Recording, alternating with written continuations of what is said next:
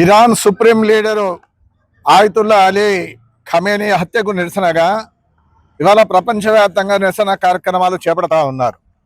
United joint action committee తరఫున American సామ్రాజ్యవాదం, నరహంతక Israel ప్రభుత్వాలు ఇవాళ దారుణంగా హత్య చేయడం జరిగింది.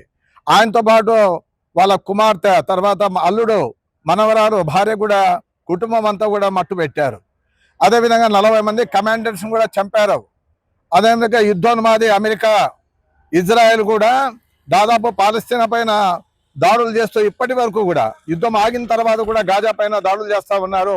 70,000 మందిని పట్టున పెట్టుకున్నటువంటి నెతన్యాహు ఇవాళ ప్రధానంగా మహిళలు, అదేవిధంగా చిన్న పిల్లల పైన, హాస్పిటల్ పైన బాంబులు వేసినటువంటి దుర్మార్గమైనటువంటి ప్రభుత్వం ఇజ్రాయెల్. అదేవిధంగా అమెరికన్ సామ్రాజ్యవాదం. మరి ఇది వరకు ఇరాక్లో కూడా మారణాయుధాలు ఉన్నాయి, రసాయన ఆయుధాలు ఉన్నాయని చెప్పి ఇరాక్ పైన యుద్ధం ప్రకటించి 5 లక్షల మందిని చంపి సద్దాం హుస్సేన్ని ఉరిదీశారు. లిబియాలో గడాఫీని ఆ రకంగానే చేశారు. అదేవిధంగా ఇటీవల కాలంలో మొదలు ఇవాళ ప్రధానంగా వెనిజులా అధ్యక్షుడు ఆయన భార్యను కిడ్నాప్ చేసి అమెరికాలో నిర్బంధం చేశారు.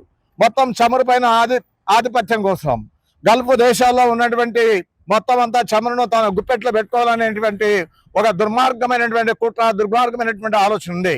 తన మాట విననటువంటి వారిని, ఆ ప్రభుత్వాలను పడగొట్టి ఇవాళ తొత్తు ప్రభుత్వాన్ని పెట్టాలనేటువంటి ఆలోచన దీని వెనకాల ఉంది. అందుకే ఇవాళ ఖమేనీ లొంగిపోలే, ఆయన తల వంచలే.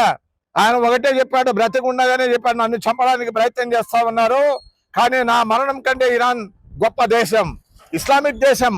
79లో అదంతా 1979లో ఇస్లామిక్ రాజ్యంగా ఏర్పడిన తర్వాత 1989లో ఆయన అధికారాన్ని చేపట్టాడు. అంటే 37 సంవత్సరాలుగా ఆయన పరిపాలన చేశాడు. అందుకే ఆయన లొంగిపోలే.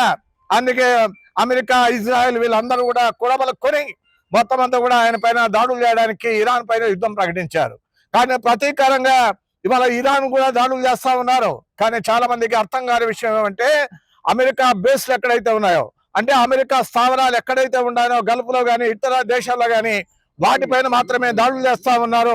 యుద్ధంతో పరిష్కారం కాదు, శాంతి కావాలని చెప్పి ఈ నెల శుక్రవారం, రేపు ఎల్లుండే శుక్రవారం మన మధ్యాహ్నం మసీదులో ప్రార్థనలు అయిపోయిన తర్వాత, నమాజ్ తర్వాత ఇవాళ శాంతియుతమైన పద్ధతిలో మానవహార కార్యక్రమాన్ని ఏర్పాటు చేశాం.